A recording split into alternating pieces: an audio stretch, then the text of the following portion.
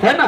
10 रुपए खाओ तो 1,80,000 हुए, 20 रुपए खाओ तो 3,60,000 बनते हैं, 40 खाओ तो 7,20,000 बनते हैं। और आदमी 80 जब शुरू करता है लगाना ना, तो कितने खर्च होते हैं, तो कलम कागज उठानी पड़ेगी, फिर जोड़ना पड़ेगा। तो क्या करना है भाइयों बहनों कि व्यसन से बचाओ और सृजन में लगाओ।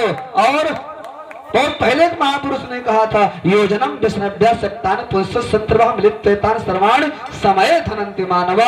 हे मानव, तुम व्यसनों से कोसों दूर रहो, क्योंकि प्राण घातक शत्रु है नहीं। तो वो पैसा जो अनर्गल कार्यों में हम खर्च कर रहे हैं, तो हम दांत खराब कर रहे हैं, हाथ खराब कर रहे हैं, जहाँ थूकते हैं धरती मैया को गंदा कर रहे हैं, वो पैसा हम श्रेष्ठ कार्यों में नहीं लगा सकते क्या?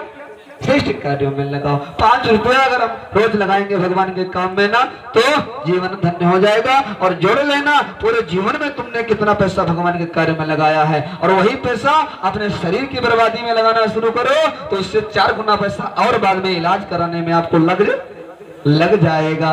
तो भाइयों बहनों, निवेदन है, करबद्ध प्रार्थना है कि अंशदान करो।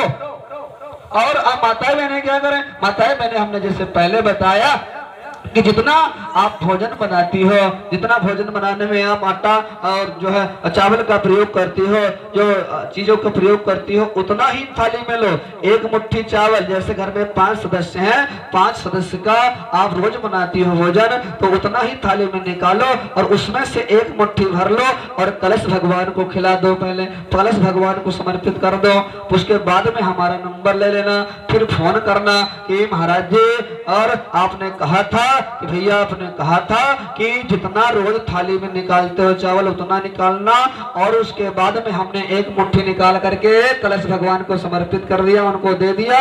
फिर हमारी बिटिया भूखी सो गई, फिर हमारा बच्चा सूखा सो गया, ऐसा होगा?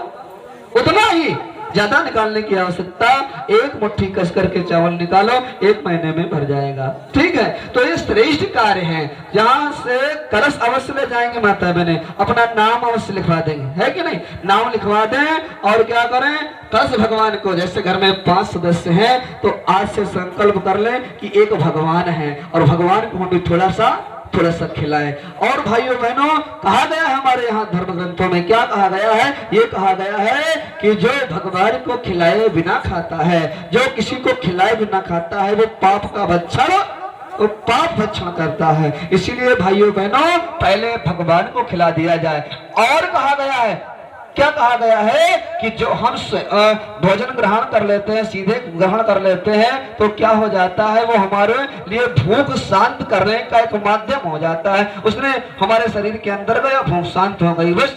और उसके बाद में वही भोजन हम परमात्मा को समर्पित करके ग्रहण करें तो क्या हो जाता है, वो प्रसाद बन जाता है हमारे लिए। क्या बन जाता है? प्रसाद बन जाता है। वो शरीर को भी पुष्ट करता है और आत्मा को भी पुष्ट करता है।